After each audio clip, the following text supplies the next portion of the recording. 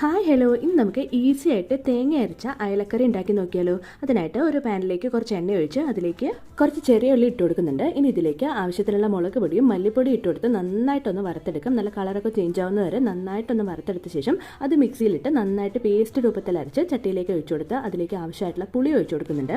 ഇനി ഈ പുളിയിലേക്ക് ആവശ്യത്തിനുള്ള മഞ്ഞൾപ്പൊടിയും 2 തക്കാളി ചെറിയ കഷ്ണങ്ങളാക്കി മുറിച്ചത് ഇട്ട് കൊടുത്തിട്ട് ആവശ്യത്തിനുള്ള ഉപ്പ് ഇട്ടിട്ട് നന്നായിട്ടൊന്ന് തിളച്ച് വരുമ്പോൾ നമുക്ക് അതിലേക്ക് അയല മുറിച്ച് വെച്ചത് ഇട്ട് കൊടുക്കാം. ഇനി നമ്മുടെ പുളി നന്നായിട്ടൊന്ന് തിളച്ച് വരുമ്പോൾ അതിലേക്ക് ഒരു മൂടി തേങ്ങ അരച്ച് വെച്ചതാണ്, അത് ഇതിലേക്ക് ഇട്ട് കൊടുക്കാം. ഇനി നമുക്ക് താളിപ്പ് തയ്യാറാക്കാനായിട്ട് ഒരു പാനിലേക്ക് എണ്ണ ഒഴിച്ചു, കടുക് പൊട്ടിച്ചു, കുറച്ച് ഉലുവ ഇട്ട് കൊടുത്തു, 2 വറ്റൽമുളക് പൊട്ടിച്ചിട്ട് കൊടുത്തു. ഇനി നമുക്ക് ഇതിലേക്ക് കുറച്ച് വെളുത്തുള്ളിയും കുറച്ച് ചെറിയ ഉള്ളിയും കുറച്ച് സവാളയും മുറിച്ചതാണ് അതുകൂടി ഇതിലേക്ക് ഇട്ട് കൊടുത്ത് നന്നായിട്ടൊന്ന് വഴറ്റിയെടുത്ത ശേഷം നമുക്ക് ഇതിലേക്ക് കുറച്ച് കറിവേപ്പില കൂടി ഇട്ട് കൊടുത്ത് നമ്മുടെ കറിയിലേക്ക് ഒഴിച്ചു കൊടുത്താൽ നല്ല ടേസ്റ്റി ആയിട്ടുള്ള അയലക്കറി റെഡി ആയിട്ടുണ്ട്. അപ്പോൾ എല്ലാവരും ട്രൈ ചെയ്ത് നോക്കണം. വളരെ ഈസി ആയിട്ട് നമുക്ക് ഉണ്ടാക്കിയെടുക്കാൻ പറ്റും. അപ്പോൾ എല്ലാവർക്കും വീഡിയോ ഇഷ്ടമായെന്ന് വിചാരിക്കുന്നു. കൂടുതൽ വീഡിയോസിനായിട്ട് എൻ്റെ ചാനൽ സബ്സ്ക്രൈബ് ചെയ്യാനും ലൈക്ക് ചെയ്യാനും ഷെയർ ചെയ്യാനും കമന്റ് ചെയ്യാനും മറക്കല്ലേ.